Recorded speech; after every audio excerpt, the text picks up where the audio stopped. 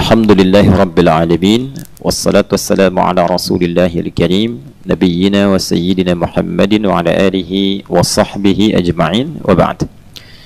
Al-mu'takifin wal mu'takifat, saudara-saudariku yang tengah beriktikaf dan pemirsa dimanapun berada, Alhamdulillah kita mensyukuri seluruh nikmat yang Allah anugerahkan kepada kita. Sampai dengan detik ini kita masih diberi kesempatan untuk berkehidupan. Untuk itu baru bangun tidur kita diajarkan oleh Allah tentang akhlak sebagai seorang hamba yang mensyukuri setiap nikmat yang Allah anugerahkan. Alhamdulillah. Diajarkan oleh Nabi SAW di antara doa yang viral dan telah hafal kita lafadzkan saat bangun tidur, Alhamdulillahilladzi ahyana ba'dama amatana wa ilaihin nusyur. Perhatikan kalimat pertama yang diajarkan untuk dilafadzkan oleh Nabi baru bangun dari tidur. Itu sudah bersyukur.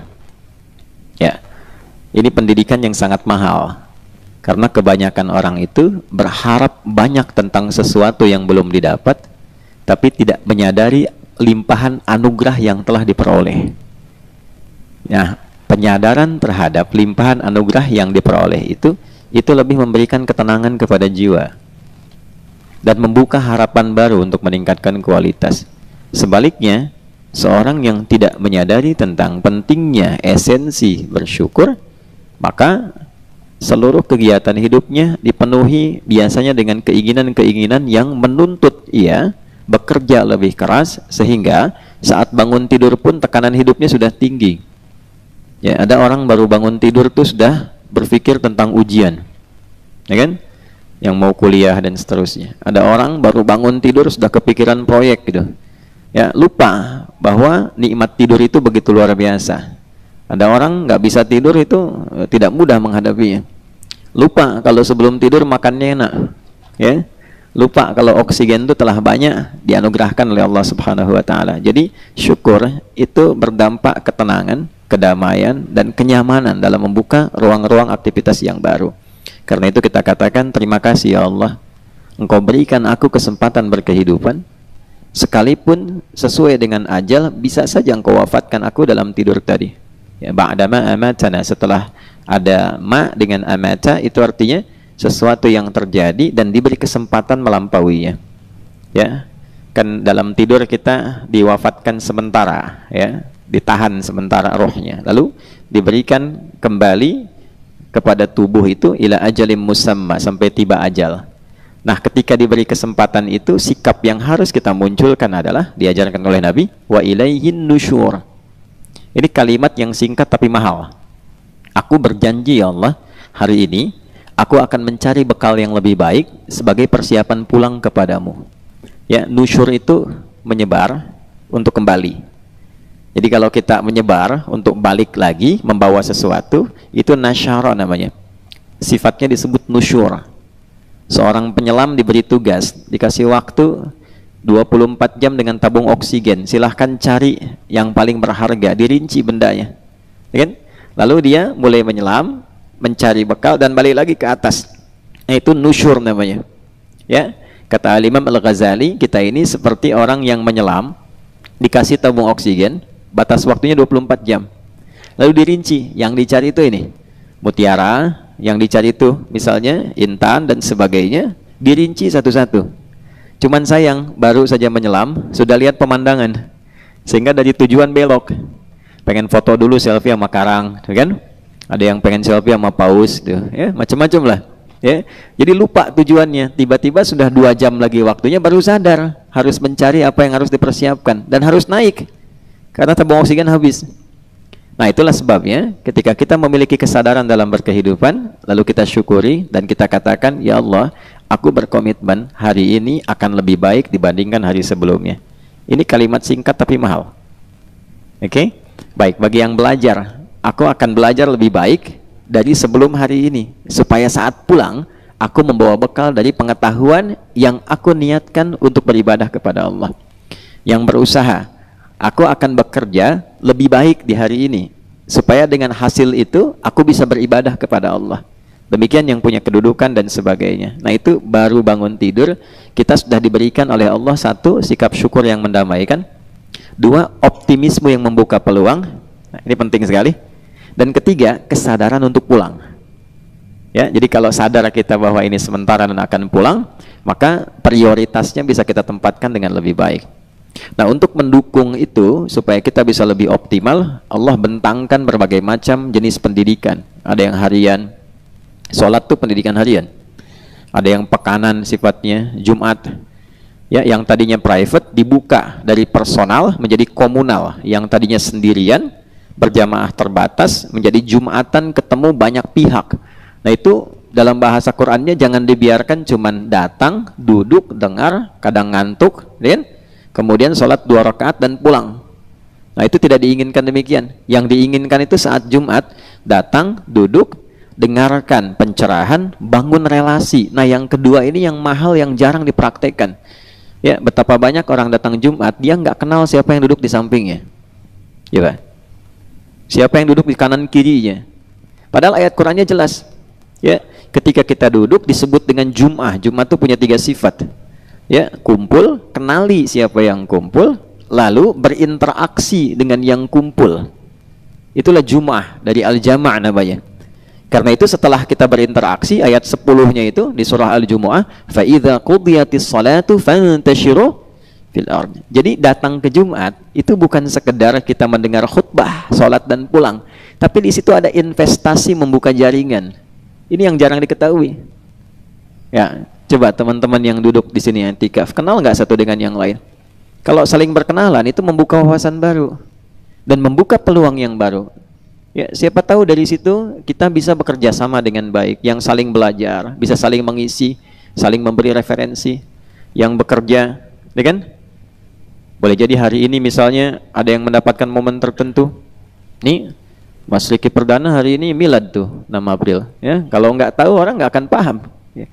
Kalau kita tahu kan kita mengerti, kita doakan, kita berikan kebaikan, macam-macam. Nah, itu diantara hal-hal yang membentuk karakter kita dalam latihan-latihan dari harian sampai pekanan. Nanti ada bulanan dan puncaknya tahunan, dievaluasi menyeluruh. Salat kita, Quran kita, sedekah kita, toleransi kita. Itulah Ramadan. Ya, Ramadan itu evaluasi menyeluruh dalam ibadah tahunan kita. Untuk itu kita bermohon dengan mengawali kajian kita ini, semoga seluruh pelatihan yang kita telah lakukan dan diberi kesempatan oleh Allah dari awal Ramadan sampai saat ini diterima oleh Allah Subhanahu wa taala dan merubah diri kita menjadi pribadi yang lebih baik. Dalam rangka demikian kita akan melanjutkan kajian kita masih dalam pembahasan tafsir ayat Al-Qur'an, masih di surah ke-96, surah Al-Alaq. Sudah? Di mushaf halaman 597, surah Al-Alaq, surah ke-96, 19 ayat, dan diturunkan di kota Mekah, tepatnya 5 ayat pertama di Bukit Cahaya, Gua Hira, periode sebelum Nabi SAW menunaikan hijrah ke Yathrib atau Al-Madinah Al-Munawwarah.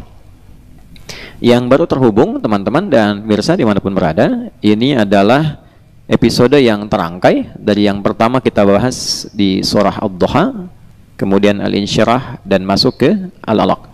Kalau saya tidak keliru ini episode yang keempat di Al-Alaq ini. Saya sarankan supaya bisa melihat kajian sebelumnya supaya ada ketersambungan yang dimaksud ayat 1 dengan ayat yang lainnya. Baik, kita simpulkan sebelum masuk ke ayat yang ke-6.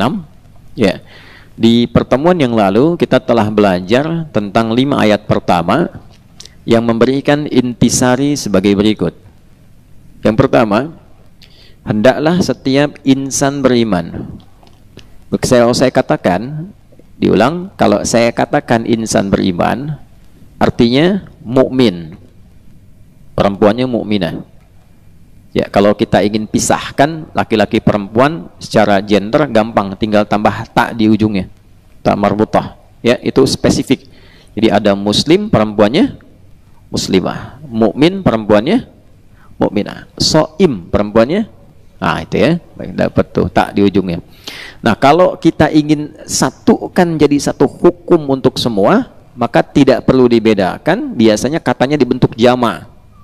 Misal, ya ayyuhalladzina amanu, itu sudah spesifik untuk laki-laki dan perempuan. Jelas? Ya, karena di dalamnya terbentuk jama untuk mencakup keseluruhan. Kalau saya katakan insan beriman, artinya mukmin. Beda dengan muslim. Ingat. Saya ulang ya. Ada mukmin, ada muslim. Bedanya apa? Kalau muslim itu orang yang secara formal telah masuk Islam. Ditandai dengan pengucapan kalimat syahadatin. Asyhadu an la ilaha illallah wa anna Muhammadan Rasulullah. Kalau sudah mengucapkan syahadat artinya muslim. Sudah?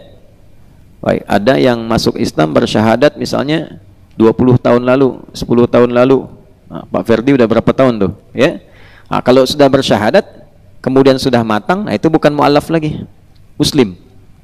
Nah, mu'allaf itu dua. Mu'allaf itu satu, orang yang belum masuk Islam tapi tertarik dengan Islam. Sering ikut kajian, ikut-ikutan berhijab misalnya, ya kan? Kemudian nanya-nanya tentang Islam. Nah, dia boleh disupport dengan bagian dari zakat, tidak harus uang bentuknya.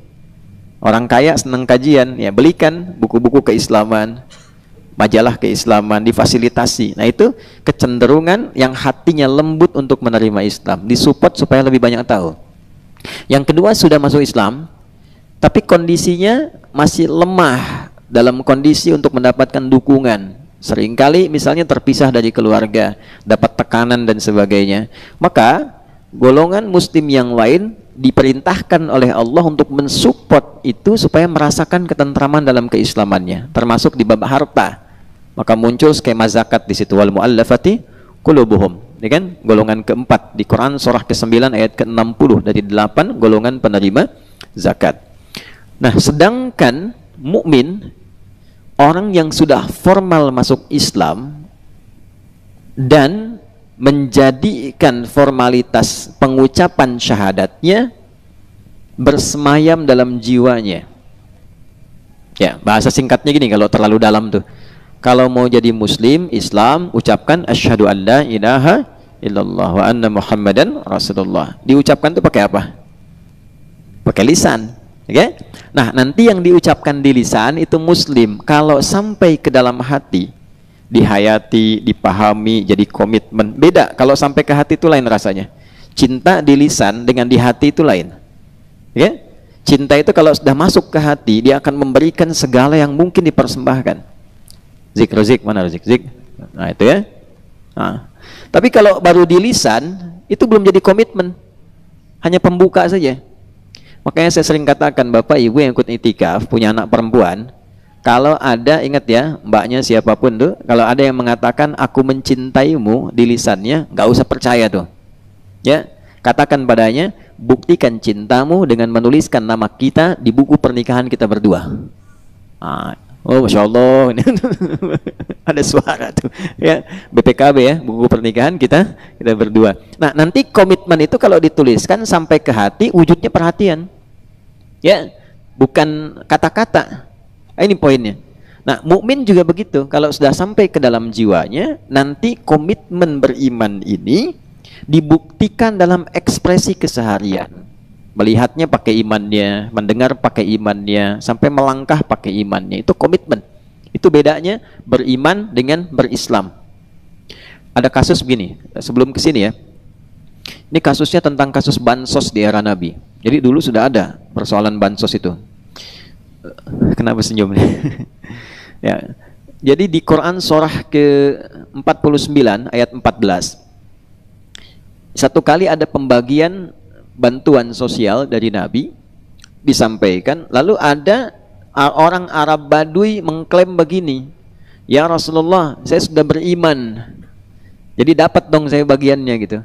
Oke? Saya sudah beriman, jadi dapat itu bagiannya. Maka menariknya langsung turun ayat. Qalatil a'rabu amanna qul lam tu'minu. Kan? Walakin qulu aslamna walamma yadkhulul imanu fi qulubikum. Orang Arab Badui datang berkata, saya sudah beriman. Boleh dong kalau beriman menerima bansos, kan? Nah, waktu itu bilang begitu. Nah, Allah langsung memberikan klarifikasi dan menegaskan, Ya, lam tu'minu, kamu belum beriman serius. Sebab kalau beriman yang serius itu, hati-hati ya, itu arah kebijakan amalnya itu bukan karena materi. Mau ada bansos, mau tidak, ya ke masjid tetap ke masjid. Mau ada bantuan atau tidak, sholat tetap jalan. Jangan karena ketemu Nabi, karena pengen sesuatu. Nah, itu tipikal belum iman. Tapi walakin qulu aslamna, katakan kamu baru formal masuk Islam. Walamma yadkhulul imanu fi qulubikum, sedangkan imanmu itu belum sampai ke dalam jiwa. Kalau sudah sampai ke dalam jiwa, sampai ke hati itu, maka tembusan kepada fisiknya seluruhnya adalah bergantung pada keputusan Allah. Yang penting Allah ridha. Mau imamnya siapa tarawih, saya datang. Tidak peduli si fulan atau si fulan. Ada orang atau tidak, saya tetap baca Quran. Nah, kalau masih menjadi muslim itu umum sifatnya. Maka dari itu dalam konteks belajar pun ini yang saya maksudkan, ya. Tipikal orang beriman sekali lagi memulai sesuatu dengan menambahkan pengetahuan terlebih dahulu. Itu kesimpulan yang pertama. Insan beriman senantiasa membekali dengan ilmu sebelum menjalani aktivitas apapun yang akan dikerjakan. Dan sudah kita bahas dengan sangat detail, ya. Silahkan dicek kembali pada kajian sebelumnya. Ini malamnya disiapkan, bukunya disiapkan, baca dulu. Nah, itu orang beriman. Nah, kalau muslim standar, besok berangkat ya besok berangkat. Buku baru dimasukin, apa yang mau dipelajari terserah di kampus. Nah, itu baru standar. Jelas ya? Di dunia usaha juga begitu. Sebelum dilakukan, riset dulu, pelajari dulu, mitigasi dulu. Itu tipikal orang beriman. Ya. Yang kedua, untuk mempercepat itu, maka aturan yang kedua, lakukan pencarian pengetahuan itu didasarkan untuk menaati Allah dan mengagungkannya. Bismi rabbikal ladzi khalaq. Itu sudah kita bahas. Yang ketiga, biasakan memulai segala hal secara bertahap, karena kita pun diciptakan dengan bertahap. Ya, dari mulai alaq sampai menjadi insan yang sempurna. Laqad khalaqnal insana fi ahsani taqwim. Itu sudah kita bahas. Ya, kita dimulai dari kecil, nutfah jadi alaqah, dari alaqah jadi mudghah. Jadi jangan sampai kita kehilangan proses. Ya, pengen belajar langsung jadi alim nggak mungkin. Mesti ada tahapan-tahapan. Karena itu ulama menyusun kitab bertahap. Ya, jangan langsung pengen ke Sahih Muslim, jangan langsung ke Riyadhus Shalihin. At-Tibyan dulu sehingga tahu adab, setelah itu masuk An-Nawawi Al-Arba'innya 42 dulu, baru Riyadhus Shalihin 1367 hadis kurang lebih, baru naik ke Al-Minhaj, baru kemudian ke Sahih Muslim 9 jilidnya, bertahap satu-satu. Ya, yang lompat-lompat itu nanti kesimpulan pengetahuannya itu menjadi bias, tidak sempurna. Ya, dan kehilangan adab, ini masalah besarnya. Di perusahaan, di jabatan juga bertahap. Nggak ada tiba-tiba orang masuk tentara, polisi langsung jadi jenderal, nggak mungkin. Ya, dari bintara atau tamtama naik ke atas sampai perwira, perwira dari pertama, perwira menengah, perwira tinggi, semua ada tahapan. Nah, ini yang harus disadari. Kemudian selanjutnya yang keempat, mulailah membaca, mencari ilmu itu dengan mendekati Allah untuk mendapatkan akselerasi, bahasa keren ya, percepatan dari hasil yang kita inginkan. Saya pernah tegaskan bahwa, mohon maaf, di pertemuan yang lalu, kan kita menyadari yang punya segalanya Allah, yang punya kuasa Allah, punya pengetahuan Allah, yang punya rizki Allah, punya kehidupan kita Allah. Maka Allah mengajari kita gini, kalau engkau pengen cepat meraih apa yang kau dambakan, maka lakukan percepatan itu dengan mendekati pemiliknya, dekati Allah. Jelas? Iqra, lakukan itu, baca itu, wa rabbukal akram. Ya, demi untuk mendekati Rabbmu yang maha pemberi tanpa batas. Ihsanul khair, tajawaz an jahlil ibad. Ya, wa ata'il jud, memberi semua tanpa batas, melampaui bahkan apa yang diprediksikan manusia. Ya Allah, mohon berikan kesempatan padaku untuk mudah mengaji di Banten, ya Allah. Anugerahkan motor saja. Tiba-tiba dikirimnya bis. Berangkatnya, Masya Allah.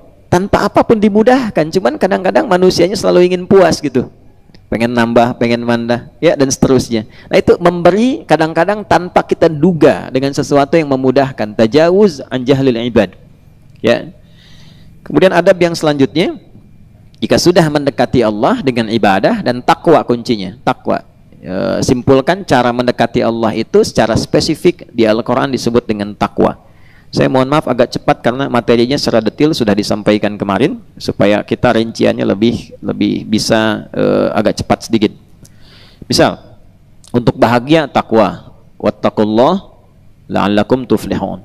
Untuk ilmu takwa, wattaqullah wa yu'allimukumullah. Di rumah tangga supaya selalu ada solusi, kemudian diberikan oleh Allah rizki, bukan hanya mencukupi tapi melimpahkan ketenangan dan kedamaian. Itu takwa. Wa may yattaqillaha yaj'al lahu makhraja wa yarzuqhu min haitsu la yahtasib. Jadi skemanya selalu takwa. Oleh karena itu cara mendekati Allahnya, turunkan amalan takwa itu minimal yang 3 yang saya sampaikan di khutbah Jumat kemarin. 1 salat, 2 Al-Quran, 3 sedekah. Kalau mau ditambah dengan taubat, itu 3 amalan ini, ya 3 amalan ini kalau kita konsisten mengerjakannya, itu insya Allah membangun kedekatan lebih dengan Allah Subhanahu Wa Taala. Nanti lihat perubahannya. Nah, kemudian yang kelima yang sudah kita dapatkan juga, kalau sudah mendapati anugerah Allah itu, maka teladani sifat Allah yang memberi tanpa pamrih. Ya kan? Misal ada yang wajib sifatnya, sudah dapat ilmu nih, ya kewajibannya kan setelah menerima itu kita ngasih, sehingga di lisan kita sering dikatakan terima kasih, terima kasih. Kalau sudah terima harus mau ngasih. Nah kalau sudah ngasih jangan pamrih, maka turun ayatnya wala tamnun tastakfir. Jangan sampai ceramah itu ya berharap mendapat imbalan lebih. Awas, hati-hati itu. Allah saja ngasih tanpa pamrih, masa kita yang dititipin pamrih? Kan? Kesimpulan kemarin begitu kan? Ya, Allah memberi tanpa pamrih, dan inilah keteladanan ulama kita. Silahkan cek orang-orang dulu itu. Mendekati Allahnya luar biasa. Al-Imam Asy-Syafi'i setiap hari khatam Al-Quran sekali. Ramadan khatam Al-Quran sehari 2 kali. Jadi 30 hari itu 60 kali khatam. Ya, bagaimana imam-imam yang lainnya luar biasa mendekati Allah. Kemudian ketika mereka dapat ilmunya dan diberi melimpah seakan tanpa batas, ya seakan, maka apa yang terjadi? Mereka memberi. Dan sampai sekarang nggak ada royalti. Coba kitab-kitab Al-Imam Asy-Syafi'i, Ar-Risalah, berapa jilid, dicetak jutaan, menyebar ke seluruh dunia. Apakah keturunan beliau menuntut royalti? Tidak. Ya. Nah, mereka tahu tuh yang kita bahas kemarin, ada visi yang sudah disematkan dalam dirinya. Ya. Apakah kehilangan dunia? Tidak. Allah cukupkan. Jadi ibadah itu jangan saling rebutan. Kalau memilih ilmu, konsisten di jalurnya. Kalau memilih kedudukan, konsisten. Memilih di harta, konsisten. Nah, nanti setelah diberikan, maka coba untuk memberi. Karena itu yang punya harta, kasih skema. Ada zakat, ada infak, dan sebagainya. Nah, kalau sudah zakat, jangan pamrih. Ya, mohon maaf, walaupun jumlahnya besar, itu kan kewajiban yang dituntut oleh Allah sebagai pembuktian keteladanan. Keluar nggak gitu? Ya, kalau masih 1 juta tuh nggak banyak pertimbangan, keluar 25.000 ya. Tapi kalau sudah 1 miliar, 1 triliun, makanya kalau masih kecil, rajin-rajin sedekah. Sebab kalau harta banyak, pertimbangannya banyak nanti. Ya, kalau punya uang 10.000, ketemu sahabat, masih bisa dibagi 2, Mas. Ya, Pak Deddy ketemu Pak Muhadis tuh jalan, ada uang 10.000, makan bagi 2 yuk, gitu ya. Tapi kalau udah 1 miliar, susah dibagi 2, Mas. Ya, walaupun sama-sama dibagi 2 itu susah. Makanya mumpung masih kecil, latihan. Ya, itu gambarannya. Baik. Kemudian yang terakhir, ikatlah semua bentuk anugerah Allah itu dengan catatan. Ya, punya ilmu nyatat. Sekarang catat tuh. Nanti itu akan menguatkan pengetahuan yang telah Allah anugerahkan. Ya, manusia itu legasi tertingginya ketika bisa diakses orang di kemudian hari dengan karyanya. Ya, berbisnis catat. Tercatat supaya tervalidasi dengan baik. Semua kalau dicatat itu fungsinya menguatkan. Alladzi 'allama bil qalam. Nah, dan mencatat menambah pengetahuan baru. Yang terakhir kesimpulannya, selalu berkreativitas untuk mendapatkan pengetahuan yang baru di bidang apapun. Kalau kerja, inovasi sehingga selalu ada yang baru. Ya, kalau belajar, cari pengetahuan baru, tambah bacaan, baca lagi, baca lagi. Sebelum memberikan fatwa, baca dulu. Nabi 3 tahun dididik sebelum berdakwah. Masa umatnya 3 menit ngasih fatwa? Ya? Nah, jadi baca dulu, perdalam dulu, banyakin dulu. Nah, itu di pertemuan kita yang telah lalu. Sekarang kita masuk ke inti bahasan yang akan kita kaji di ayat berikutnya. Bismillahirrahmanirrahim. Kalla innal insana layatgha ar-ra'ahu istaghna inna ila rabbikar ruj'a. Baik. Kita batasi sampai ayat ke-8, dan untuk pencerahan sekarang kita bahas yang ke-6 dulu. Kalla. Nah, di sini diartikan sekali-kali tidak. Baik, seringkali saya temukan di terjemahan juga begitu. Tidak bermaksud untuk menyalahkan, tapi lebih memberikan pemahaman yang lebih mudah untuk dimengerti. Ya, kayak gini misalnya, man barang siapa. Nah, saya suka agak kurang sepakat karena sampai sekarang dari dulu saya ngaji itu belum saya temukan barang itu punya siapa. Jadi saya lebih senang menerjemahkan dengan siapapun, man. Kalla, nah, sekali-kali tidak. Sekali-kali sih tidak, 2 kali gimana gitu ya? Kalla, awas hati-hati, jangan pernah lakukan. Ya, jangan pernah lakukan. Sudah? Awas hati-hati ya, fokus betul nih, ini perjuangan. Kita sedang ribat, sedang berjuang. Nah, sedang jadi mujahid nih. Ya. Kadang-kadang nanti ada yang syahid duluan, syahid duluan. Mereka sudah berjihad, berjuang dari sejak malam ya. Nah, nanti para syuhada itu di Quran surah keempat, An-Nisa ayat ke-69. Di antara golongan yang dikumpulkan oleh Allah bersama Rasulullah sallallahu alaihi wasallam. Wa may yuti'illah war rasul fa ulaika ma'al ladzina an'ama Allahu 'alaihim minan nabiyyin was-siddiqin wasyuhada was-salihin. Ya, kenapa mau jadi syuhada, Mas? Wa hasuna ulaika rafiqa. Kalla, jangan pernah lakukan. Innal insana layatgha. Sudah? Sungguh manusia itu berpotensi melampaui batas. Teruskan dulu ayat 7-nya supaya agak sedikit melengkapi yang dibaca tadi. Ar-ra'ahu istaghna, jika ia sudah merasa lebih. Kalla, jangan pernah lakukan, jangan pernah terjadi. Apa itu? Innal insana layatgha. Sungguh manusia yang beraktivitas itu cenderung melampaui batas bila merasa lebih. Sudah?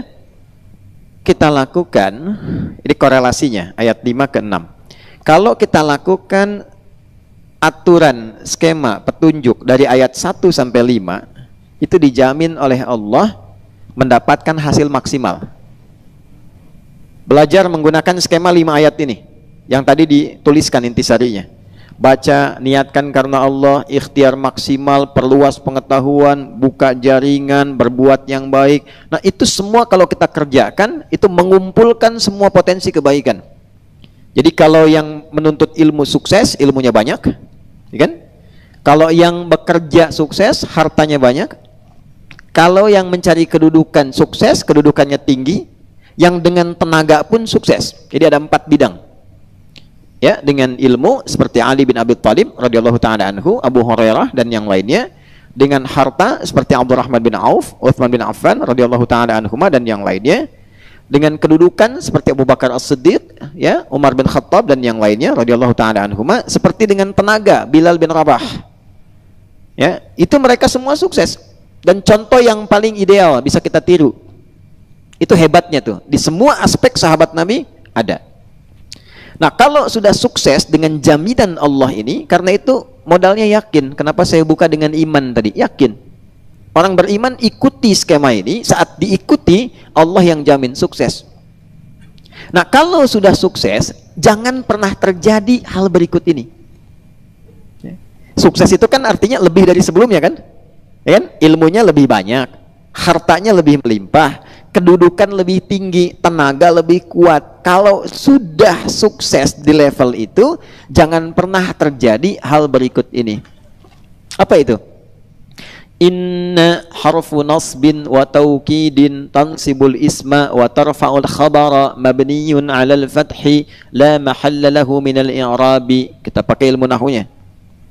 Inna huruf penguat yang diminta kepada pendengarnya untuk menguatkan pesan, tancapkan dalam hati, jangan pernah ragu.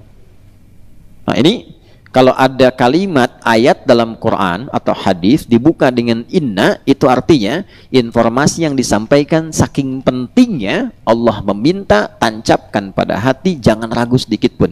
Seperti engkau menancapkan tongkat di tanah dengan kuat dan dia nggak goyah, itu nasab namanya, harfu nasbin wa taukidin. Ya. Kenapa harakatnya fathah? Untuk membuka inspirasi di masa lalu dan membuka peluang di depan. Kalau engkau ingin punya peluang yang baik, belajar dari masa lalu, tancapkan pada jiwamu hikmahnya, jangan goyah. Itu maksudnya. Yang baik teruskan, yang buruk jangan ditiru. Ya. Kenapa kalau jamak jadi kasrah?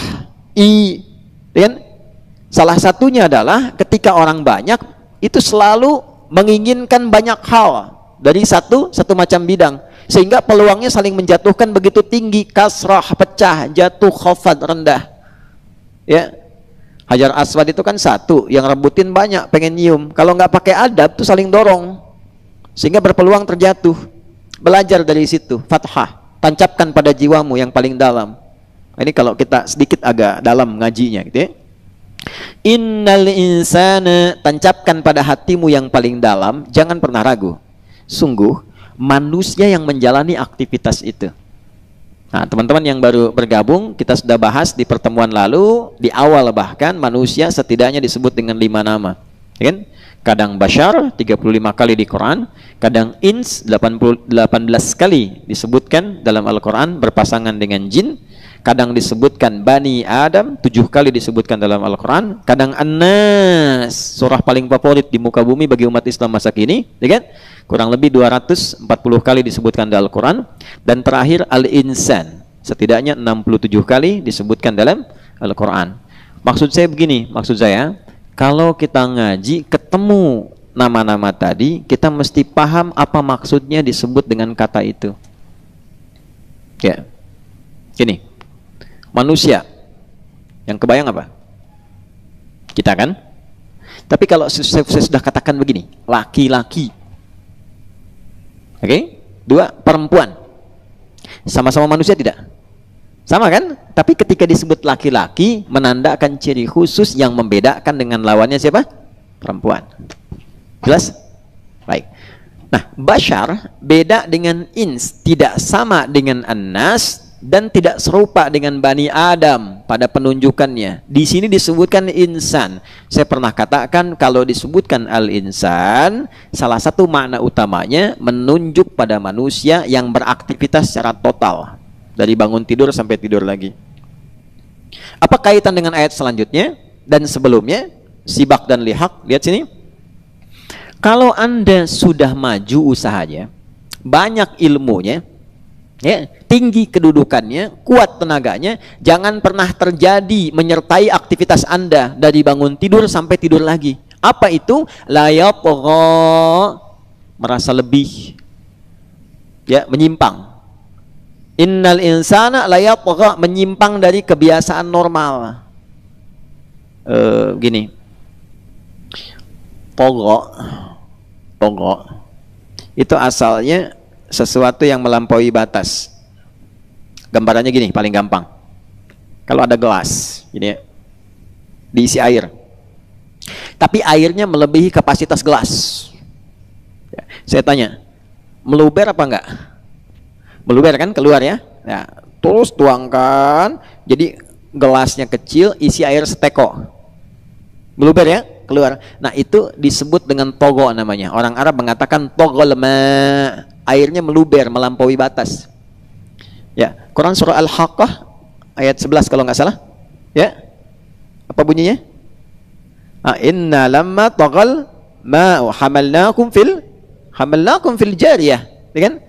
Ya, sungguh dengan kuasaku Nuh dan umatnya itu diminta naik ke kapal setelah airnya sudah melampaui gunung-gunung. Batasnya tadinya di lautan, ya, batasnya dari atas hujan turun, tiba-tiba naik di luar batas, luber ke atas. Itu togo melampaui batas secara umum. Kalau disebutkan togo, artinya di semua aspek. Saya ulang ya, artinya di semua aspek. Jadi kalau tadi turun dengan 4 bagian tadi, kenapa menggunakan togo? Itulah detailnya Al-Quran. Lihat, nanti kita akan lihat ya. Dan kita beri contoh nanti satu-satu. Kalau sudah sifatnya merusak, apalagi dengan harta, itu berubah dari togo jadi bago. Contoh, Korun, Quran surah ke-28 ayat 76. Ya, inna Qaruna kana min qaumi Musa fabagha alaihim. Bukan togo tapi bagha. Tapi Fir'aun itu togo. Idhab ila fir'auna innahu tagha. Jelas? Belum saya urai. Belum jelas, baru dibedakan aja ya. Tagha itu artinya potensi penyimpangan dalam berbagai aspek yang luas. Melampaui batas. Maksudnya apa? Maksudnya semua yang punya kelebihan itu ada potensi melampaui batas. Semua yang punya kelebihan tenaga, awas, tiba-tiba bisa pamer keluar, pamer kekuatan, melampaui batas. Dikasih ilmu yang luas, lebih dari sebelumnya, mulai melampaui dari batas.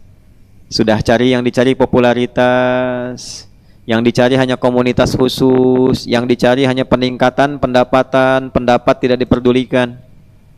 Kan? Sudah mulai harta mulai banyak, sudah melampaui batas. Berubah gaya nggak apa-apa, yang penting jangan melampaui batas. Yang nggak biasa pamer mulai pamer, sudah lewat tuh. Dulu masih punya sepeda, biasa aja ke masjid lewat komplek. Begitu sudah punya motor besar, moge, saya nggak sebut nama supaya tidak endorse ya. Mulai keliling tetangga dengan klakson, akhi, pakai akhi lagi. Ayo ke masjid ya. Padahal cuma pengen liatin aja, udah punya sesuatu yang baru. Nah, gaya mulai naik, kan di rumusnya begitu, F1 sama dengan F2, gaya gerak sama dengan gaya dorong. Masuk kecil keluar kecil, masuk besar potensi gayanya tinggi, gitu. Dan tekanan makin naik, hukum Pascalnya F berbanding lurus dengan P, gaya berbanding lurus dengan tekanan. Nah, makin banyak gaya makin tertekan, gitu ya. Itu gambaran hidupnya. Nah, jadi maksudnya apa? Silahkan berusaha sampai maksimal. Silahkan menuntut ilmu sampai maksimal. Silahkan cari kedudukan sampai yang paling tinggi. Cuma kalau sudah mendapat itu, hati-hati. Ada potensi yang menarik kita berubah dari kebiasaan sebelumnya menjadi yang tidak wajar. Nah itu. Nah ini pengingat. Kalau sudah sukses, kenapa ada syukur? Supaya tidak melampaui batas. Jadi syukur itu memagari kita supaya nggak lewat batas. Itu poinnya. Ar-ra'ahus taqna, ketika dia merasa lebih. Ketika ia merasa lebih. Yuk kita rinci ya. Misal lebih di kedudukan. Kenapa menggunakan togo? Karena orang kalau sudah punya kedudukan, apalagi tinggi, itu jangkauan untuk memberikan kebijakannya begitu luas di semua aspek. Bisa memerintahkan A, mengontrol B, berikan C. Ya. Itu penting sekali untuk diketahui dulu. Diberikan contohnya oleh Allah langsung pada kasus Fir'aun misalnya. Ya, Quran surah ke 20 Thaha ayat 43 sampai 44. Idhaba ila fir'auna innahu tagha.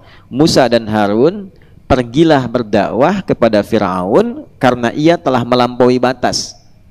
Tolong catat ya. Catat baik-baik nih. Musa dan Harun itu diperintahkan oleh Allah bukan untuk menjatuhkan Fir'aun. Nah, ya, arti dalam bab kekuasaan di Islam itu nggak ada bab untuk menjatuhkan, bab untuk kudeta misalnya, nggak ada. Ya, babnya adalah memperbaiki dengan caranya masing-masing, dengan cara yang bijak. Tapi kenapa di situ Fir'aun dilekatkan dengan togo? Karena kekuasaan yang tinggi itu berpotensi melahirkan satu penyimpangan. Jelas di sini? Nah, kalau sudah menyimpang itu bahayanya makin luas. Bahayanya makin luas. Karena itu jika nanti teman-teman punya kedudukan di apapun bidangnya, mesti hati-hati kalau semakin naik, godaan pertama yang disampaikan oleh Allah mungkin dijadikan instrumen, alat oleh setan adalah menyimpang dari kedudukan itu sehingga merubah gaya dan kebiasaan kita. Tuh, paham ya?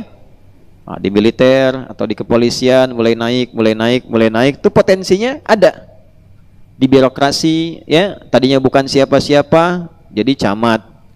Dari camat jadi bupati, bupati ke atas gubernur, sampai jadi menteri, presiden, atau di anggota dewan dan sebagainya. Ada potensi di situ. Nah, ini dikasih tahu sebelum kita menjalankan tugasnya. Itulah indahnya Islam, detailnya Al-Quran memberikan bimbingan itu spesifik. Kalau nanti kamu dapat begini, hati-hati, akan ada potensi begini. Dan hebatnya diberi solusi. Kalau tiba-tiba terjebak pada bidang itu, solusinya seperti apa? Nanti kita di akhir, ya. Satu. Yang kedua, misal pada bidang harta, tadi kan kedudukan, harta. Harta ini menarik, ya, menarik dari dua sisi. Narik orang untuk mendapatkannya, ya kan? Narik orang untuk mendapatkannya, dan ditarik pada sisi yang mungkin terjadi pada hal yang kurang baik. Makanya harta disebut mal. Mal itu condong, ketarik. Karena banyak orang pengen ketarik pada harta. Contoh gampangnya ginilah, kita lagi kajian nih subuh ya. Ada pengumuman tuh di luar. Siapa yang datang ke sini 10 yang pertama masing-masing 10 juta. Tuh, masih mau di sini enggak? Tuh, langsung jawab Jackie Chan, enggak bisa jawab tuh langsung. Ya, oh di sini banyak yang mirip-mirip keponakan di dunia itu. Ya, ini ada saudara jauhnya Jackie Chan tuh dari Nabi Adam. Ya, beberapa yang lain juga banyak. Nah, itu manusia disebut mal, harta. Kenapa disebut mal? Karena manusia itu cenderung untuk terbawa, terdorong kepadanya. Malayamilu, ya, terdorong ke bawah. Ada tawaran, naik, proyek, naik. Ini lagi diniatkan itikaf, tiba-tiba telepon bunyi, kring, Pak, proyek Pak, 100 miliar, pamit, izin Ustadz, ada tugas negara. Tugas negara. Ini tuh, ya.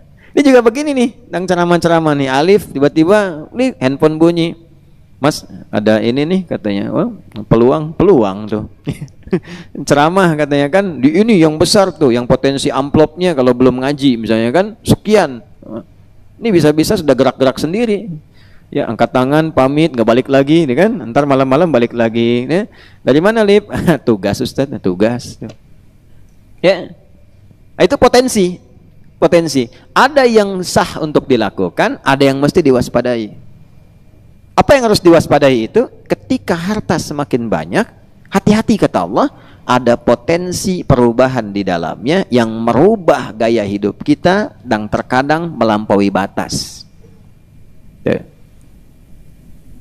Oke, tadi kita ambil yang semasa saja ya. Kedudukan ada Firaun, harta ada Korun. Sama-sama satu masa.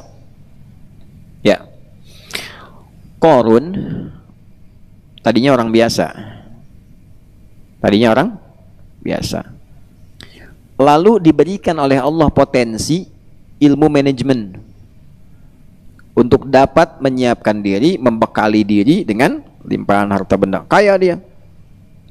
Dan kayanya itu di luar batas standar orang yang kaya pada masa itu. Ya. Luar biasa kayanya. Ya, mungkin crazy rich-nya pada masa itulah, ya. Crazy rich yang paling kayanya gitu, yang paling tingginya itu Korun. Ya, bahkan sampai sekarang waktu dilikuidasi itu masuk ke dalam tanah masih dicari sampai sekarang. Orang nyari hartanya Korun, ya kan? Sampai hari ini. Baik. Itu gambaran contoh dari ulama saking kayanya. Apa yang terjadi? Begitu naik ke level itu, datang ujian, tidak siap dengan itu. Akhirnya mulai merubah gaya. Yang tadinya humble ketemu orang, ya kan? Sekarang sudah mulai menyewa dari pasukan-pasukan khusus untuk mengawal, dan ngawalnya sederhana, yang dikawal itu hartanya. Tuh. Kalau ngawal harta untuk disimpan, diamankan, biasa. Yang ini beda, cuman untuk parade. Jadi pawai nunjukin harta, yang bawa kunci kunci gudangnya, kunci berangkasnya, itu pasukan-pasukan khusus dibawa khusus untuk nunjukin tuh, ini aset saya. Kalau mau nyuri silakan aja, bukan karena pasukan khususnya, mereka aja yang kuat, itu kuat-kuat, nggak kuat bawa kuncinya, ente mau nyuri katanya, jalan tuh. Korun. Hati-hati.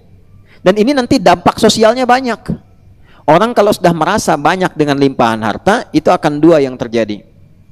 Satu, ada potensi penyimpangan dengan hartanya. Dia merasa apapun bisa dibeli, itu yang bahaya. Awas, hati-hati ya. Apapun bisa dibeli. Dia masuk ke segala hal. Di kasusnya Korun itu kan dia masuk ke koleganya Firaun, nyambung ke situ. Ya, masuk ke lingkungan militernya. Dia minta dikasih akses oleh Firaun, lalu dibiayai itu pasukan-pasukannya. Hati-hati ya. Nah, teman-teman yang dinas di TNI, dinas di Polri dan sebagainya, itu mesti hati-hati. Ya, kalau berpartner, ya pengusaha yang baik, mensupport bagus, bagus. Tapi akan ada potensi orang-orang yang merasa kaya yang menggunakan instrumen itu untuk mencari keuntungan dengan kekayaannya. Mesti hati-hati. Ya, dikasih tanpa sadar digunakan hanya untuk menjadi pelapis dari keinginan-keinginan nafsunya. Itu potensi yang disebutkan Quran. Dan hebatnya itu dilekatkan dengan wahyu-wahyu awal yang diturunkan. Kalau kamu nanti begini, hati-hati ya. Nanti ruang masalahnya begini, solusinya seperti ini. Kalau kamu naik begini, masalahnya begini, solusinya begini. Lengkap itu. Ya, luar biasa. Yang kedua, potensi penyimpangannya muncul sifat yang merubah karakter. Dari yang tawadhu, lawannya sombong. Ya kan? Dari yang tadinya tertutup, terbuka nggak apa-apa, tapi lewat dari batas keterbukaan. Ya, jadi ria, pamer. Dulu waktu naik angkot, naik bis kota biasa saja. Sekarang baru punya mobil mewah, gitu kan? Ya seperti itulah, ya kan? Nah, statusnya mulai berubah, ya. Aduh, hari ini bosan ya naik mobil yang ini. Aku mau Lamborghini besok deh ya. Nah, udah tuh muncul, dah lain lagi. Nah, itu sebetulnya sakit, ya, kurang sehat, karena sedang melampaui batas. Sedang melampaui apa? Batas. Nah, itu potensi. Jadi hati-hati ya, kalau harta bertambah, maka yang terjadi kemungkinan besar dua, menggunakan harta dengan cara yang tidak benar. Ya, sekarang nyogok, korupsi, nyuap, macam-macam, itu potensi pertama. Dan ini masalah besar sekarang di negeri kita, kan? Yang kedua adalah menggunakan keberhasilan yang tadi diraih ya sebagai Allah titipkan itu untuk merubah tampilan diri dengan cara yang melampaui batas, hanya untuk pamer, untuk ria dan sebagainya. Nah, ini sesuatu yang mesti diketahui ya, baik putra ataupun putri, mu'takifin dan mu'takifat. Tiga, ilmu. Lengkap tuh ilmu. Kalau ngambil era yang sama, ada Firaun, ada Qarun, ada Haman. Tuh. Ilmu semakin tinggi, ujian juga. Ada potensi menyimpang, hati-hati. Hati-hati tuh. Ustadz, tuh. Ya, hati-hati bisa menyimpang. Ya, gelar apapun, mau kiai misalnya, Habib dan sebagainya, sepanjang masih hidup akan ada potensi itu. Ya, dulu ilmu masih biasa, ditambah makin banyak, makin dikenal orang, disebut dai kondang, padahal nggak pernah kondangan, kan? Dai kondang, ya mulai populer, mulai itu bergaul menjadi berbeda, gaya hidup tidak sama, gitu kan? Pada hal-hal yang tidak semestinya, ya. Mulai pasang sesuatu, mulai dari tarif, mulai dari macam-macam dan sebagainya. Yang pada akhirnya kadang-kadang yang paling bahaya, tingkat tertingginya adalah merasa yang paling benar. Dan ini yang terjadi pada ahli kitab di masa lalu. Karena merasa yang paling benar dengan nafsunya, sampai kemudian mereka tega mengubah informasi yang Allah berikan, bahkan tentang Nabi yang mereka tunggu. Dulu orang Yahudi itu minta kepada Allah dengan sangat mintanya, ya Allah, tolong kirimkan Nabi hebat penutup yang diviralkan oleh Nabi kami sebelumnya. Nabi Isa memviralkan, min ba'di ismuhu Ahmad. Nabi Musa memviralkan, Nabi Ibrahim ke atas memviralkan. Mereka nunggu Nabi hebat itu, minta sama Allah. Sampai datang ke Yathrib, ke Madinah, di bagian utara yang paling maju, itu untuk nunggu Nabi Muhammad. Untuk nunggu. Itu ada dibuka di Al-Baqarah ayat 89. Walamma ja'ahum kitabun min indillahi musaddiqul lima Wa kanu min qablu yastaftihuna 'alal ladzina kafaru falamma ja'ahum ma'arafu kafaru bih. Itu yang paling pengen dan itu yang pintar-pintarnya. Saking pengennya. Tapi setelah Allah kirimkan, karena mereka membuat kualifikasi khusus. Karena merasa paling hebat, paling tinggi, ras paling luar biasa, maka harus dari keturunannya mereka masing-masing. Maka apa yang terjadi? Turun ayat 90-nya. Bi'samashtaraw bihi anfusahum ayyakfuru bima anzalallahu baghya tuh. Tuh, bagha masih ingat tadi? Ada tagha, ada bagha. Kenapa menggunakan bagha di situ? Karena apa yang dikerjakan itu spesifik untuk merusak. Kalau togo jangkauannya luas, kalau bagha untuk merusak. Karena dirubah isi kitabnya, robah informasinya, rusak umatnya. Gitu. Dirubah rusak. Ini kita punya undang-undang nih, Pancasila 5, luar biasa dasarnya. Undang-undang kita yang pokok luar biasa, di undang-undang dasar dan sebagainya. Yang 5 mau dirubah misalnya, maka berubah karakter bangsanya. Undang-undang dasar dirubah, rubah karakter bangsanya. Nah, ini yang Allah turunkan dari wahyu, dirubah informasinya, rubah karakter umatnya. Itu yang bahaya, itulah bagha. Apa dasarnya? Cuma satu, karena merasa pintar, merasa hebat. Maka Allah sampaikan kepada umat Islam, tokoh-tokohnya, tokoh-tokoh agamanya, ustadznya, kiainya, habaib dan sebagainya yang punya ilmunya, jangan tiru orang-orang dulu. Kalau diberikan ilmu yang luas, jangan terlalu merasa lebih. Sehingga terlena dengan popularitas, akhirnya apa yang terjadi? Melampaui tugas Nabi. Apa tugas Nabi itu? Kita baca terus tuh dalam kesempatan witir. Fadzakir innama anta mudzakir. Kamu ingatkan, kamu berdakwah, kamu share ilmu. Tugas kamu itu hanya untuk share, mengingatkan orang. Lasta alaihim bimusaitir, bukan mengkooptasi orang, bahasa kerennya. Awas, bukan menguasai orang, bukan dikumpulkan orang, harus sesuai dengan versinya saja. Jangan dengar dari yang lain. Yang lain tuh salah, yang benar begini. Kalau pengen ikut Nabi, ikut saya. Ah, bahaya itu. Begitu saya salah, nggak bisa diperbaiki. Itu yang bahaya. Dan itu potensi terjadi, kalau diingatkan pasti terjadi. Pasti terjadi, hati-hati nih ya teman-teman yang belajar sekarang. Nanti jadi da'i, jadi yang ulama ke depan itu, jangan begitu. Berbagi. Ya, ada kisah menarik begini. Satu kali, ada seorang murid di satu pengajian dengan seorang syekh, minta izin pamit untuk ngaji di syekh lain, di guru lain, karena ada viral informasi mengajarkan materi cukup bagus. Dan hebatnya gurunya mengatakan pergi. Sekali ngaji, baru sekali ngaji, balik lagi. Loh, kamu kenapa kok cepat pulang? Kata murid ini, bid'ah itu katanya. Nah, itu ya, bid'ah, banyak menyimpangnya. Apa yang dikatakan syekh ini? Jangan pernah engkau simpulkan demikian dengan baru sekali engkau mendengarnya. Coba pergi lagi ke sana. Datanglah beberapa waktu, tunggu beberapa masa. Ya kalau kita coba ngaji dulu sepekan, dengerin dulu secara lengkap, baru ke sini lagi. Begitu sudah sampai, nggak pulang-pulang, nggak balik-balik. Ternyata lewat sebulan, lewat 2 bulan, 3 bulan kurang lebih, au kama wallahu alam, dia balik lagi dengan waktu yang cukup lama. Ditanya gurunya, kamu kemana aja kok lama nggak datang? Ternyata hebat ilmunya katanya. Ya, anugerah. Nah, poinnya 2. Yang pertama apa? Inilah adab di antara ulama yang saling merekomendasikan. Nggak ada yang sempurna. Antum kalau sudah jadi guru, jangan merasa menguasai segala hal. Pasti Allah titipkan kekurangan supaya disempurnakan oleh yang lain. Pasti itu. Ya. Dan harus punya kesadaran kalau pakarnya di bidang Quran, ngajar Quran. Jangan pakar di bidang Quran, ngajarnya misalnya di bidang lain. Pakar Quran, ngajar fikih, nggak nyambung, fatwanya keliru. Ya, mal praktek namanya. Mal praktek, hati-hati. Dokter mata ngobatin gigi. Hah? Awas, dokter mata ngobatin jantung. Bahaya tuh.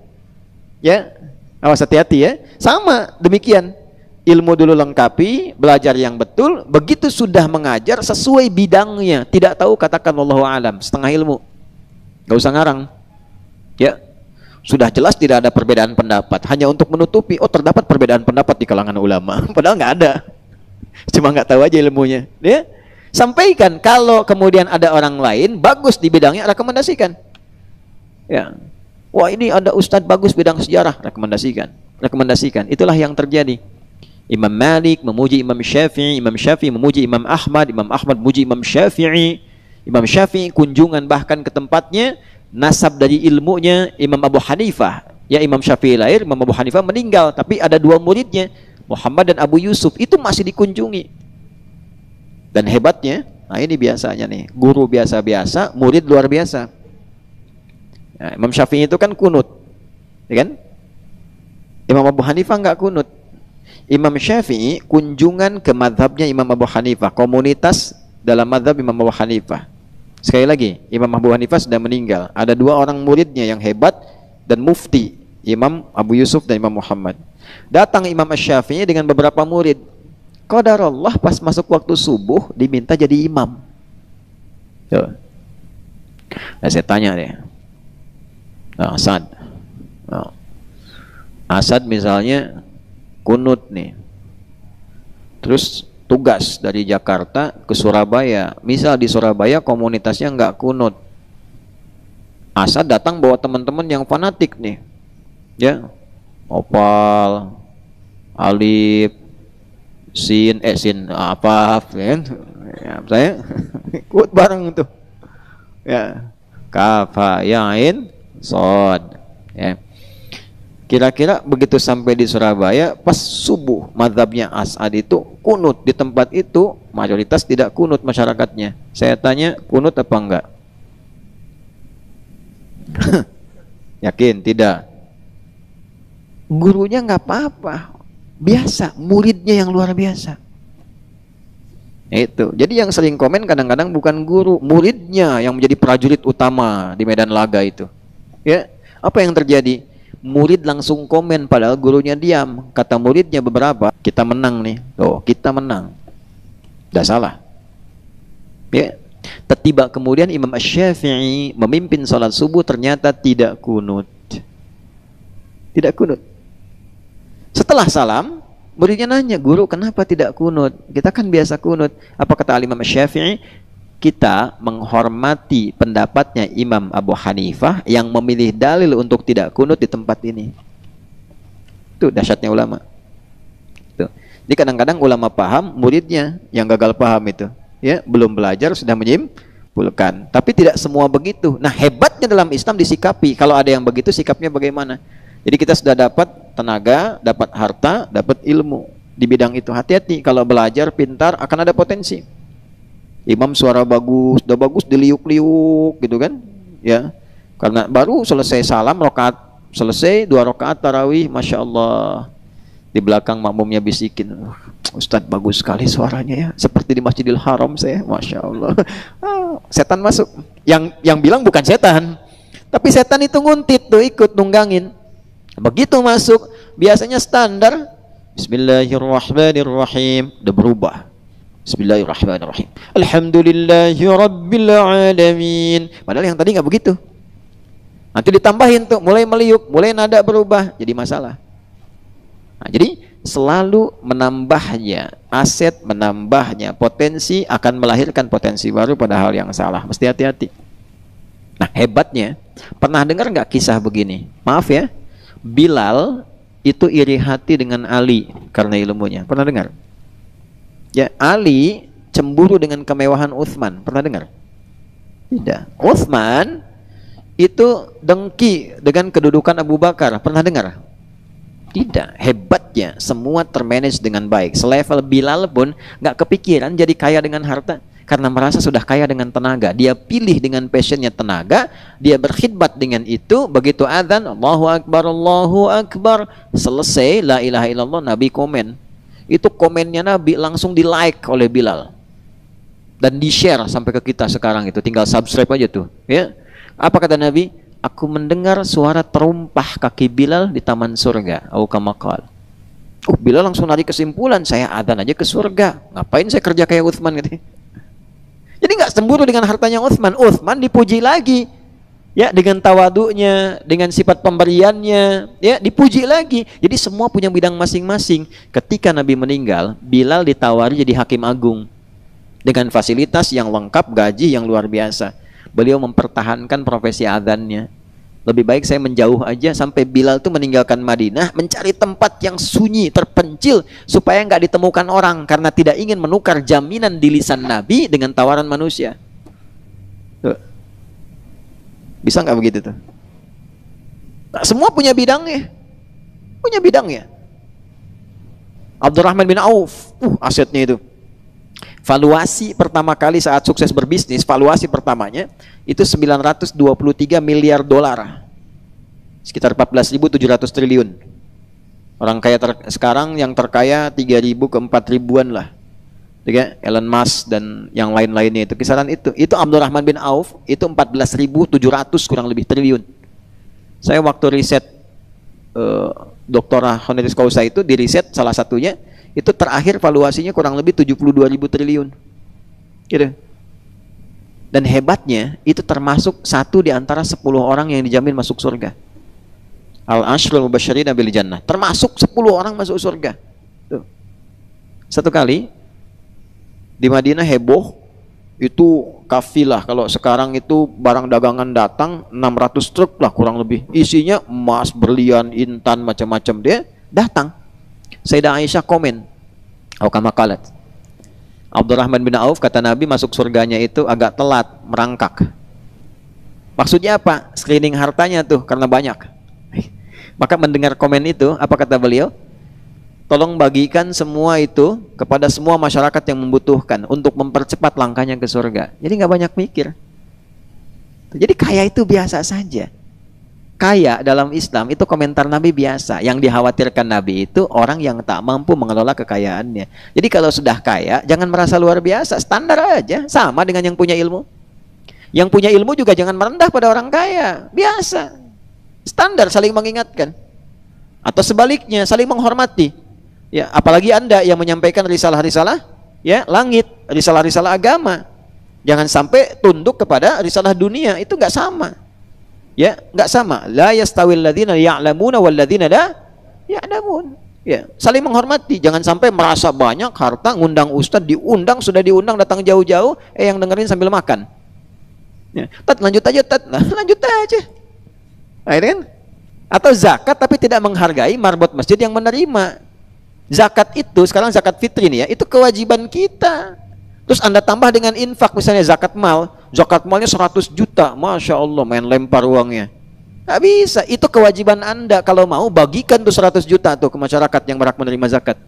Itu dibantu, difasilitasi oleh panitia, supaya dibantu ibadah Anda, seharusnya lebih sopan.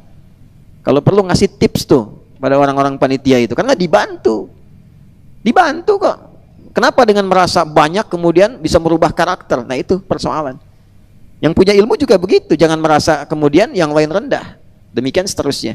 Nah ini yang disampaikan dalam Al-Quran, kalla innal insana la yatgha ar-ra'ahus. Nah pencegahannya bagaimana supaya kita sempurna? Kita tutup bagian terakhir, inna ila rabbika ruj'a.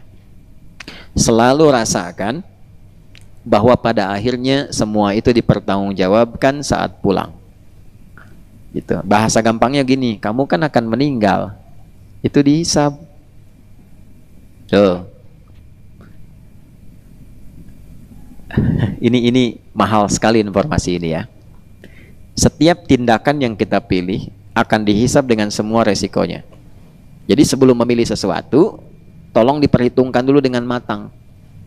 Dan dipelajari pedomannya supaya tidak salah langkah. Contoh, ini saya tanya nih ya, yang pengen jadi anggota DPR siapa? Sidki mau? Adit. Ini siapa nih? Ini siapa? Samping Sidki itu, siapa itu? Mas, mau jadi anggota DPR nggak? Pak Duloh mau? Duloh tuh singkatan Duni loh gitu. Saya suka nyingkat ya supaya gampang dicerna gitu. Dan antum gampang ingat. Ya, gampang ingat antum. Ya, kalau kebanyakan tidur ipules gitu ya. Nih, anggota DPR sekarang suaranya berapa untuk ke Senayan? Ya, misal ambil aja, misal 100.000 suara dari pemilih. Dia akan dihisap dengan 100.000 orang itu. Nah, silakan viralkan tuh. Ya, supaya tahu resikonya dulu. Jadi nggak main-main ketika mengambil resiko itu, tidak main-main. Disiapkan, memang diberikan fasilitas, kehormatan, akses, tapi dihisapnya demikian. Bukan hanya dihisap dengan kedudukan, menanggung apa di balik kedudukan itu. Masuk misalnya ke Senayan dengan 100.000 orang pemilih, maka yang milih itu, yang menggantungkan harapan sebagai ya wakil dari mereka semua, itu hisapnya mencakup keseluruhan yang memilih itu. 100.000 ya 100.000 itu dihisap.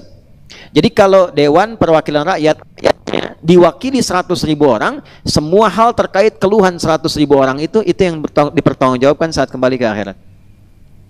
Bayang nggak? Ya. Apakah tidak harus masuk ke situ? Boleh, tapi ilmunya pelajari dulu supaya ringan. Karena ketika benar yang dilakukan, dapat pahala dari 100.000 orang itu. Berimbang. Ya, Anda jadi anggota dewan, difasilitasi 100.000 orang itu, dia nyaman ibadah, berubah jadi baik, legasinya bagus, tiba-tiba dibikinkan jalan ke masjid, 100.000 orang itu bahagia, dia berdoa, semua pekerjaan yang dia lakukan karena tugas Anda dapat pahalanya. Gitu. Balik ke masyarakatnya, masa reses, lalu dibimbing masyarakat nih, kerja begini ya, jangan kerjakan yang begini ya. Yang muslim sholat misalnya kan, dia sholat tuh, begitu sholat ditunjukkan oleh orang ini, pahalanya mengalir pada orang itu, potensinya 100.000. Ya. Tapi kalau ada satu yang mengeluh karena perilakunya, ya saya suara cuma dipakai aja ya Allah, setelah itu dia lupa kepada saya, jalan tetap rusak ya Allah, datang ke sini dulu bawa spanduk ya Allah, bantu masjid, tapi setelah jadi nggak pernah ke masjid dianya ya Allah. Ya, keluhan kami hanya menjadi keluhan. Nah itu dihisap 100.000 orang, bayangkan. Jadi high risk high value tuh. Ya, resiko tinggi, keuntungan bisa banyak. Pengen naik lagi silakan. Ya jelas. Sama, saya Ustadz juga sama. Begitu jamaah datang memberikan informasi, nah dengan informasi itu dihisap berapa banyak yang datang. Kalau salah memberikan penjelasan, pencerahannya, atau lagi doktrinnya, itu ditanggung juga salahnya. Hati-hati itu. Nah, makanya harus pandai-pandai mencari guru yang benar. Dua kualifikasinya, mendekatkan diri kepada Allah. Jadi ketika belajar kita merasa semakin kenal Allah. Yang kedua, memperluas pengetahuan, yang membuat kita semakin bijak. Hikmah namanya. Ya. Pengetahuan dalam tapi tidak bijak, salah juga. Ngaji, dalil makin banyak tapi makin pintar nyalahin orang. Itu problem juga. Problemnya apa? Di hadis Muslim, orang yang pintar dan pintar menyalahkan orang, nanti pahala kepintarannya dipindahkan pada yang dicela. Misal sholat nih, merasa punya dalil, yang lain karena belum tahu mungkin ada keliru, langsung dicela bukan diperbaiki, itu pahala sholatnya dipindahkan pada yang dicela. Jelas? Nah, jadi seimbang di Islam itu indah. Nah yang terakhir, nah, sebelum kita merasa bahwa akan pulang, jadi kalau dapat apa-apa rasakan, saya pulang dihisab nih. Ya, antum kaya, yang tadinya biasa, itu instrumen, bahasa kerennya instrumen beramal soleh, akan dihisab. Alhaakumut takabur hatta zurtumul maqabir kalla sawfa ta'lamun. Nanti kamu tahu, yang kamu hitung-hitung, yang membuat kamu sibuk, itu akan dihitung oleh Allah. Jadi hisab. Ilmu dihisab. Ya, kan yang masuk hisab golongan paling awal itu kan 3 golongan. Awas hati-hati nih. Antum? Oh. Sama tuh. Hati-hati tuh. Ya golongan pertama tuh, golongan 1. Awas tuh. Siapa dia? 1 kiai, ustadz, mubaligh, penceramah, ulama. Golongan 1 dihisab. Apa yang kau kerjakan dengan ilmumu? Jawabannya tuh luar biasa, pede. Aku berdakwah ya Allah supaya mengajak orang mengagungkanmu. Oh, kata malaikat viral suara, bohong katanya tuh, kadzab, bohong. Dibuka filenya, tampak, klik. Tuh. Hati-hati tuh. Ya, konstitusinya jelas. Konstitusinya harus menggunakan pembuktian yang jelas. Mahkamahnya itu presisinya tinggi. Mahkamah Konstitusi Ilahi dibuka. Buka filenya, buka. Oh, ternyata yang dibuka itu bukan cuma pekerjaannya, keadaan hatinya dibuka. Bagaimana suasana hatinya waktu itu? Ternyata engkau berdakwah itu supaya disebut ustadz yang hebat, supaya disebut yang paling berilmu, yang paling wajib, yang paling sunnah, yang paling bagus, yang paling dekat dengan Allah. Nah, itu resiko pertama. Ditimbang ternyata itu lebih banyak dibandingkan keikhlasannya, nutupnya nggak ketutup. Ya kan? Apa yang terjadi? Faturiha finnar, dilemparkan ke neraka. Hati-hati, no? High risk, high value. Ustadz itu pahala bisa banyak, tapi resiko ancaman hukumannya juga tinggi. Setelah itu siapa? Pengusaha, mana pengusaha tuh? Antum tuh, hati-hati tuh.